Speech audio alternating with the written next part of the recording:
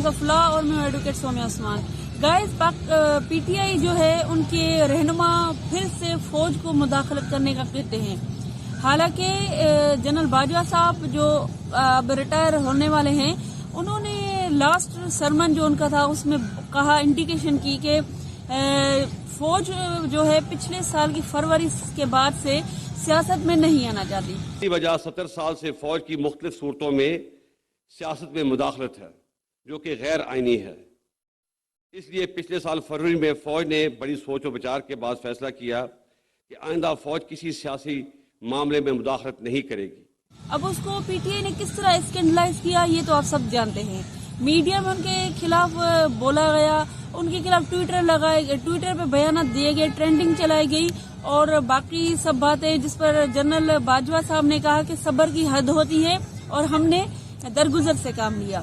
تو گائز یہ ایک ان کا بیان اہم تھا کیونکہ فوج جو ہے وہ بہت بصیرت سے وہ کام لے رہی تھی. اب پھر سے وہ جب نیا چیف آف آرمی اسٹاف آیا تو پھر سے پی ٹی آئی والے ان کے کردار ادا کرنے پر بات کر رہے ہیں جو کہ بہت غلط ہے. جنرل باجوہ صاحب نے ایک بات بہت اہم کہی تھی کہ جب 70 میں یہ بنگلہ دیش کا معاملہ آیا اس وقت جو ہے وہ فوج کا کوئی قصور نہیں تھا, اس وقت قصور سارا سیاست کا تھا. اب کا مشرقی پاکستان ایک فوجی نہیں ایک سیاسی ناکامی تھی.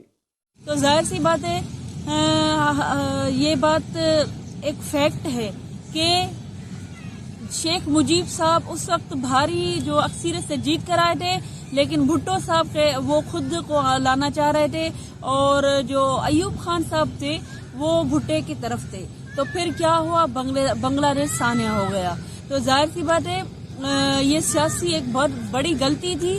اب جنرل باجوہ صاحب کے اس بیان کے بعد تو بلاول صاحب کو استعفی دینی چاہیے تھی, لیکن اب ہم اس پر بات نہیں کر رہے, ہم فیکٹ پر بات کر رہے ہیں کہ ہمارے سیاستدان کس طرح جو ہے وہ فوج کو استعمال کرتے ہیں. پھر فوج ظاہر سی بات ہے ملک کی جو صورتحال ہے اس سے تو وہ بے خبر نہیں رہ سکتی. تو یہ سارے معاملات ہیں اور اس کے بعد پرویز مشرف کا ٹینیور آپ سب کو پتا ہے, جنرل ضیاء کا آپ سب کو پتا ہے. پھر اب جب سیاست وہ خود کو سب قدوش ہونا چاہتی ہے, سیاست سے وہ کنارہ کش کا اعلان باقاعدہ وہ کر چکی ہے, لیکن پھر ہمارے سیاستدان بار بار فوج کو گھسیٹ رہے ہیں.